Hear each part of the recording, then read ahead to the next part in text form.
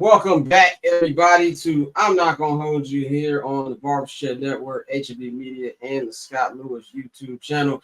Right now, we got the homie Toaster in the house, man. He's 1/4, 1/3. I don't know how many y'all, it's a lot of y'all of the Shirtless Plantain Show here, man. As we gonna do another edition of Soccer for Dummies. But before we get to that, both of our teams took L's this week. How are you feeling about the Ravens going into this week two? I mean, they better win. That's all I gotta say. There ain't nothing else to say. But between the Ravens, Man United, and Nigeria, I'm tired of sports, man. I don't like sports. Sports and being a sports fan is quite possibly the dumbest shit you can do. Like, people think I was lying. I stood on the Soldier Field for about 45 minutes at the end of the game. I just stared. I just watched Ryan Clark and Scott Van Pelt do their post game show, and I just watched. Like, the good thing, like, I could just hang out over there without security telling me to get going somewhere. So I was just sitting there watching, and I was like, all right. And I told my brother, all right, let's knock out this post game. Like, my brother actually has a picture of him from the press box taking a picture of me on the field, and I'm just on my phone looking like I lost my best friend. Like, it was dark. It was dark on Monday, man. But let's get into what people here to hear, man. We're gonna talk about some other football, European football, man, for this new edition of Soccer for Dummies. Premier League is back. I was saying, this is not my first international break, because actually I came in after the end of the last international break in March. That's when I started watching. I'm not a fan. Granted, I would be rooting for Team USA, and I couldn't care less about Team USA. Especially, with everything. Their manager, I know you guys did a pod on it. I don't know what the hell he's doing. He's going to NFL. He's going to college football games, and he don't know what he's watching. There's a whole bunch of stuff going on Team USA. But as the Arsenal fan, who I feel like you look at one of our players and they get hurt, I was tracking each game just for fitness reports. So the fact that all my boys got back to London healthy is good with me. We're going to have another one of these dumb shits in a month. But last time we did one was in Brooklyn, and it was a couple days before the transfer window ended. And we were all talking about the possibility of Alexander Isak coming to Liverpool. That officially became a member of Liverpool. Now, I've seen a lot of people, now granted, it's media. I know how the sports media game goes. It's over. Arsenal, Chelsea, City shouldn't even try. So they're going to run away with this. But one thing I do know, it don't matter the sport. Super teams lose more than they win. It don't matter the sport. I looked up Galacticos, Real Madrid. They won like 1 or 2 La Ligas, and it took them a couple years. I think they didn't win until David Beckham was last year before he left. So there's always chemistry. There's injuries and things like that. But you can't deny that at worst they've got the second best striker in the Premier League. I think Erling Haaland's number 1. But do you think they're unstoppable? And if not, how far does this put this across in front of the competition? Yes and no. I think Liverpool are really, really good on paper, but it's just how do you gel? Because you got Hugo Ekitike there, right? Is Hugo going to go to left? Is he going to be a strike partnership with Isak? So I don't know what they're going to do. The thing that bothers me the most about Liverpool is their midfield. I just don't think that midfield is that good, but it's serviceable. They've been skating by in the first 3 games. They've been just getting away with just because they're just that much more talented. But now that we have Champions League starting on Tuesday, we got Champions League Tuesday, Wednesday. Now you're going to see the real season start. When you start seeing, like, your teams are playing 2 games a week, that's when you start seeing. And I'm not going to call it until I start seeing them play twice a week. So Isak's going to come along slowly. That's what the coach said. He said that they're going to better him in slowly. But give it a couple weeks, he'll start starting, and you start seeing how good he is. But I can't hold you. I'm not sure what they're going to do. And I want to see Liverpool play against the harder teams, the cities of the world, the Arsenals, just start seeing them against the bigger teams. That's what I want to see. Yeah, and this is going to sound like copium too, but one thing I watched, and also watching, we lost to Liverpool, nothing worse than losing before like bye week or like international break, because I had to hit dumb shit for 14 days. Arsenal playing to lose. And I'm like, look, man, Eze came in with the last 10, 15 minutes. And it was funny. Everybody was like, oh, why you start Marino? And then Marino goes and does a hat trick with Spain, which was fucking hilarious.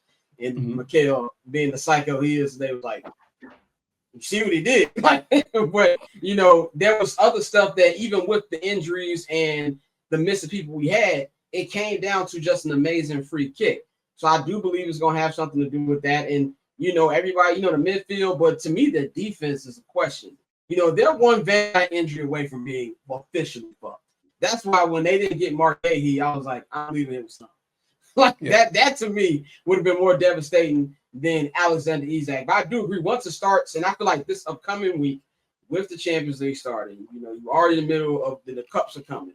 And you're going to be seeing different variations of different squads, which is, I feel like Arsenal have a slight advantage because the team is so stacked now that we can field a whole bunch of different starting 11s, and that can really help them out long term too. But one thing I will say about this before we go to the matches that we got going on this week is I don't think that Liverpool is unstoppable, but I do feel that there's a razor thin margin for error for Arsenal, and I'm not ready to bury City yet. I know a lot of people are. I'm just going to give Pep that grace that he can stay around. I don't know. Chelsea been getting away with VAR murder for the first 3 weeks, so they're still around by default as well. They get Cole Palmer back. But I feel like it's a razor thin margin for error. You're already down 3 points. You have to win these games in the month of September for this to be an actual title race for that. Here's my question before we get to that, kind of on the Arsenal thing, because one of the main talking points was, sometimes Miguel he's too conservative. Do you think that's an official issue with this team, or do you think he's still just waiting to have his full complement of attackers together before he's ready to put it all out there? I mean, I've said this before. You have to understand where Mikel Arteta came from. He came from Everton and Rangers. His two main guys is Alex McLeish and David Moyes. If you understand what those two guys were, you understand what Mikel Arteta is. So I'm never worried about the way that he plays. He's just who he is. He's a guy who played most of his career at Everton. He was a guy who was a decent player, and he went around kicking the shit out of you. That's what he did. So, it's going to translate into the way that his teams play. It's the same way I say Diego Simeone's teams are the same variant of him as a player. And I think the Arsenal fans are expecting what they saw with Wenger. They want to see more sexy attack and play. And that will come. I think the thing about Arsenal right now is that you guys are the best defensive team in the world by far. I think Gabriel's the best center back in the world. I think Saliba complements him very well. So Arsenal have a really good defense. That's how you build your team, right? From the goalkeeper to defense to midfield to forward line. So it's just now about getting all those parts together. You have Eze now. You have Madueke, who's doing well for England during the international break. So Arsenal has the talent, right? It's just about being patient, and it's just all about, not listening to fans online, because that's the problem. Is everybody online has something to say, and it's just calm down, okay? We're in September, right? We're in the middle of September, September 12th. The season ends in May. All I can say, and I can't even say it in English, I got to say it in Yoruba, calm down, farabale, just relax. Everybody needs to just take a chill pill, all right? You'll see what team you'll see what the team looks like November, December, January, February. That's when we start seeing the real Arsenal. So relax. You'll be all right. You're tough.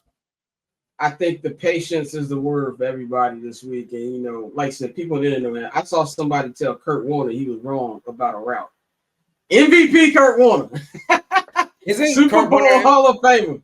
Yeah, I was about to say Kurt Warner's in the Hall of Fame. What are we doing? Hall of Famer. Kurt Warner, that he was wrong about a route. So that's just how people are, man. But match before, we got a couple matchups this week. Tomorrow, before I head to Detroit, I'll be waking up early to watch Arsenal take on Nottingham Forest. They've got a new coach, Ange Postecoglou, is his last name. He was the Spurs coach last year. Obviously got fired as bad as they were, despite them winning the Europa League. So he's going to be coaching his first game. No Kyle Saka tomorrow. No, and no Kai Havertz, even though Kai Havertz is doing better. Saliba did train today. They're saying that they're going to figure out if he plays tomorrow. I doubt he will. They're probably going to sit him out for next week since it's 2 games next week. But you got that game going on. You got the Manchester Derby. Obviously, you guys, taking on City. Donnarumma is going to be he's the new goalkeeper over there. You guys got rid of your terrible goalkeeper. A lot of things have happened as well. How much of is this a must win? I kind of feel like every game for United at this point is must win, but it feels like City really needs this too. And this is a very unpredictable rivalry here. What's your thoughts heading into this one? So we have City this week, Chelsea next week, and then the week after that we have Brentford. Then when we come back from international break, it's Sunderland, Liverpool, Brighton. And then is another international break that we got Forest and Tottenham. All I'm saying is that Ruben Amorim is on very, very thin ice. He has to win because if he doesn't win, he'll be the next coach to get fired in the Premier League. It's not looking good for him right now. But the only thing about Sunday for me is that both teams are hurt. The City more especially. What's it called is out. The guy that they got, Ryan Sharkey's out.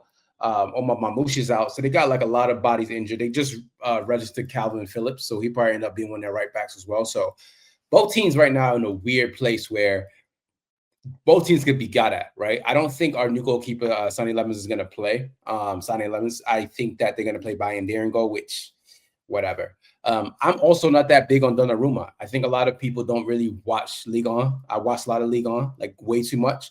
And I don't think he's as good as everybody thinks that he is. I really don't. And I think that he's going to show a couple of times where he makes mistakes. He's a great goalkeeper when he wants to be, but those times he's not, yeah, you're not going to enjoy it. So Sunday is a toss-up. I'm going to grudgingly grit my teeth and say United are going to win, but I don't think we're going to win. But I don't bet against my team. I'm a liar. I'm going to lie to myself and say we're going to win. But I think that we might beat them 1-0, 2-1. I don't know. But we could start. We don't have Cunha. We don't have Mason Mount. So, again, everybody's hurt. So it's just really just down to luck, and it's a derby. You know, everyone's going to go out there and try to do bloodlust. You know, everyone is just like, listen, tactics go out the window. It's like, yo, we're here to fight. So, yeah. Very similar division games in NFC, I mean, not just NFC, but NFL period. You got to throw all the stats out the fucking window. For Arsenal, man, for me, with Arsenal, as I'm looking at it, I would love not to be upset heading on a 5-hour drive to Detroit, Michigan. I do not think that I will be. I think you're gonna. I won't say light work, but I do think we'll win by a couple goals tomorrow. They're a team. They had 14 people who were out doing international break as well. You got a new coach. Everybody talks about coach bump. I don't think this is a situation where these players hated their last coach. So it's not like there's something where they need to like rally together. But I feel like this is something where Arsenal has to do what they did with Leeds. Go out right away, take care of business, don't fuck around, and let's move on. Because next week, you got your first Champions League game on the road on Tuesday, and then you got City. Even though it's at home, City's always a tough matchup.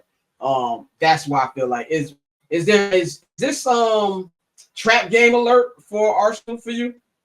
No, because none of us is a very good team. It's just about Arsenal just has to go out there and like, look, we're grown ass men. We know what we have to do, and that's it. Just you have a job to do. Do your job. You get paid millions of dollars a year. Know how much you get paid. Know what's online, and just do your job. That's really all it is for Arsenal. Just do your job. Be professionals. See it out. So, final topic here, man. We take these next 7 minutes here before we begin the second half show. Courtney Bang and Dante will be rejoining us in just a minute. But Champions League does start. Champions League starts this week. I'm excited because I came in late with Champions League. My first Champions League experience was the Declan Rice free kick. Shout out our guy Serge. He was like, last time we were all linking up, he said I ain't had the heart to tell him he ain't liked it all the time. But that was my first Champions League experience. So I'm interested to see from the league phase how this is all going to go down. I think Arsenal has a pretty favorable pot for the amount of teams that we've drawn. PSG, a lot of injuries right now. Doué is out, Dembele is out, all from international duty. As you look at the bracket and just the teams who are involved, one, who do you think should be, obviously we're just starting, the favorite? And two, who's a team that you could, I could see them being a little better than expected, just ultimately way early pick who you think is going to win it? I'm going to give you my favorite and the winner at the same time. I think Barcelona. It's Barcelona's time. I think Barcelona should win this year.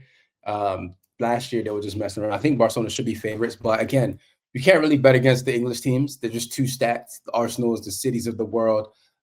Chelsea, again, I begrudgingly say that Chelsea are going to be solid to go to Champions League this year. So Tottenham's there. I think Tottenham's a lot sneakier, better than what a lot of people think. I really, really like what Thomas Frank is doing out there. So Tottenham's on the team. But the team I think is going to surprise a lot of people is Napoli. I love what Napoli did in the summer window. I really love adding KDB. I love adding McTominay to that.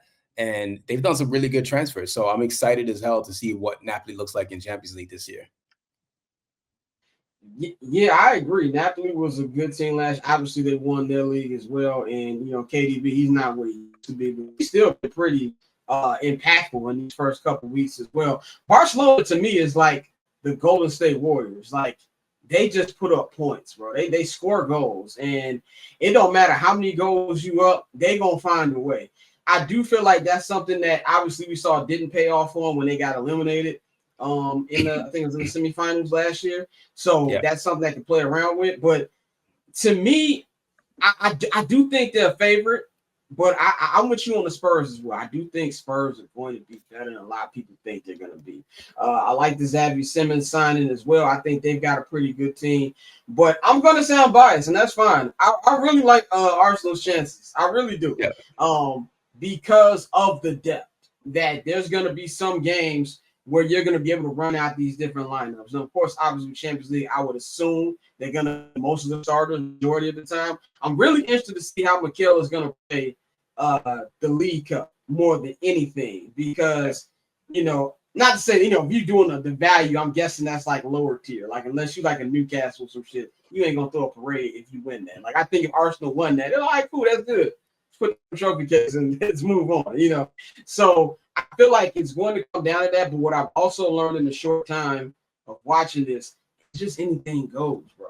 Like it's anything goes, anything can happen. It's who you lined up against, and so that's why I think it's going to make it very interesting. To me, how do you think Liverpool plays into this as well? Another team that's favorites too. I mean, look at their entire team. It's kind of just again the Premier League, and I hate people say the Premier League is a super league.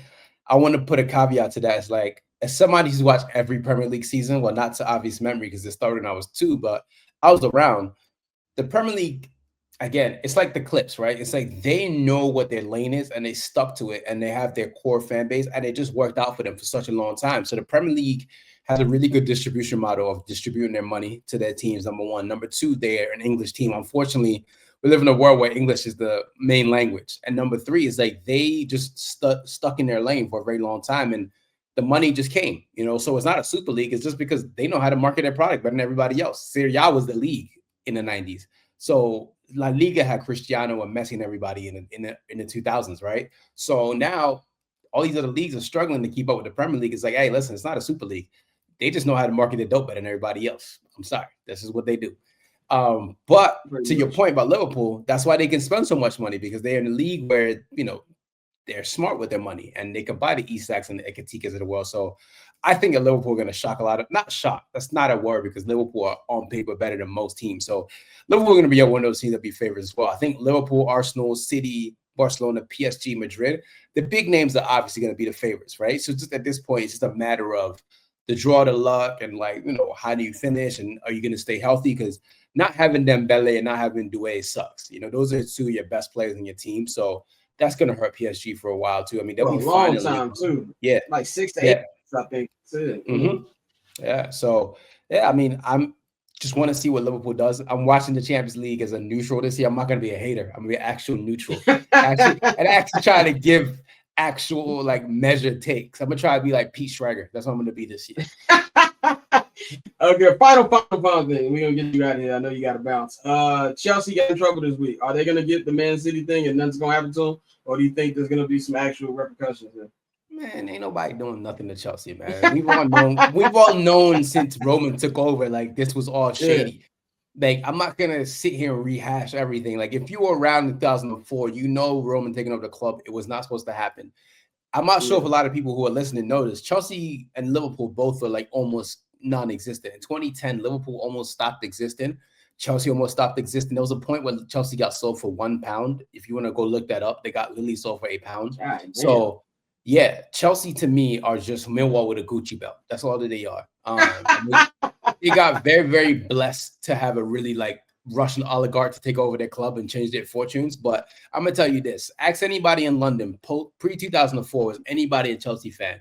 If you were a Chelsea fan, you're a liar. I know maybe one Chelsea fan, that's my uncle, and that's it. So all Chelsea is like your rich cousin. Chelsea your rich cousin who didn't get women before he got money. That's Chelsea. Chelsea or Man City 1.0. Man City or Chelsea 2.0. They're literally cousins. They're big and little brothers. So I'm not here to be a hater. I'm just saying that's just what you are. You took your money, you did well with it, and you've won trophies, and you now are one of the bigger clubs in the world. So congratulations to you. But that's just who you are. So yeah, nothing's gonna happen to Chelsea though. Tosa, man, we gonna get you out of here. Let them know where they can follow you at, if you even want to follow you. And then what's coming up on Shirtless Plantain Show? Don't follow me on any socials. I'm not on social anymore. I knew you was gonna say that. Don't follow me, please don't. Follow Shirtless Plantain Show everywhere. We're on Instagram, TikTok, Twitter, so we're everywhere. Follow Shirtless Plantain Show. We have the Arsenal edition should be coming out tomorrow morning after the game. The United edition should come out after the United game. Then we got the weekend review dropping on Monday. So yeah, we got Champions League edition on Wednesday. So yeah, we're always gonna have something new for you guys on TikTok, Instagram, and Twitter. So yeah, follow us everywhere. I cleared out my schedule on Tuesday and Wednesday. All I'm doing on Tuesday is getting the flu shot and watching Champions League football all day. Because niggas just started coughing again. So niggas just started coughing again. I'm like, yeah, it's that time of the year. But we're going to holler at you next week, G. All right, man. Catch I'm Not Gonna Hold You, hosted by Scott Lewis, every Monday and Friday at 5 p.m. Eastern, 2 p.m. Pacific, only on HNB Media and the Barber's Chair Network.